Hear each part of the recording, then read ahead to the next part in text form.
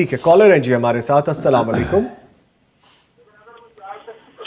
السلام علیکم. وعلیکم السلام. شمالہ صاحبہ پشاور سے کال کرنے کے لیے، کیا سوال ہے آپ کا؟ میں نے یہ پوچھنا ہے کہ میری بیٹی ہے وہ اب نارمل ہے نا، تو میں اکثر نماز پہ کھڑی ہوتی ہوں.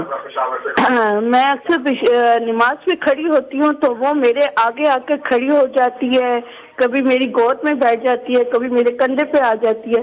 تو میں نماز کو دوران کہیں آگے پیچھے ہو سکتی ہوں یا اس کو ہاتھ سے ایک سائڈ پہ کر کے نماز ادا کر سکتی ہوں؟ کوئی اس میں گناہ تو نہیں ہے؟ جی ٹھیک ہے. دوسرا یہ میں نے سوال پوچھنا ہے کہ اس کا میری ڈیورس ہوئی ہے، اس کا باپ جو ہے نا وہ آ کر بیٹی کا پوچھتا نہیں ہے، نہ خرچہ دیتا ہے، تو اس میں کیا باپ کی پکڑ ہوگی کہ نہیں؟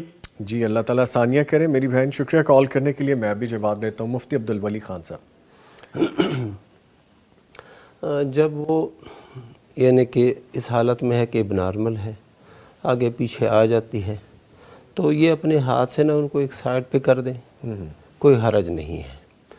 اور اگر پھر بھی وہ ہٹتی نہیں ہے، ٹھیک ہے، گود میں بیٹھتی ہے، جب یہ تشہد کی حالت میں بیٹھی ہوتی ہے، کندھوں پہ آ جاتی ہے، کوئی حرج نہیں ہے. اللہ کے نبی صلی اللہ علیہ وسلم اپنی ایک چھوٹی سی جو نواسی تھی وہ آتی تو فرد نماز میں آپ صلی اللہ علیہ وسلم فرد نماز پڑھاتے تھے، ان کو کندھے پر بٹھاتے تھے، جب رکوع میں جاتے تو ان کو نیچے بٹھا دیتے تھے، پھر اس کے بعد جب کھڑے ہو جاتے تو پھر بھی اوپر رکھ لیتے تھے. تو اتنی حرکت سے نا کوئی فرق نہیں پڑتا. ایک بات ہوگی. اور دوسری بات یہ ہے کہ یہ جو بچی کا والد ہے اور طلاق کے بعد پھر اس کا پوچھتا نہیں، خرچہ نہیں دیتا، مجرم ہے، گناہگار ہے، اور یہ ایک ظلم ہے جو اپنی بچی کے حوالے سے وہ کر رہا ہے. اس کا جواب دہ ہونا ہوگا. بلکہ نبی رحمت صلی اللہ علیہ وسلم فرماتے ہیں کفا بالمرء اثما ان یضیع عمن یقوت.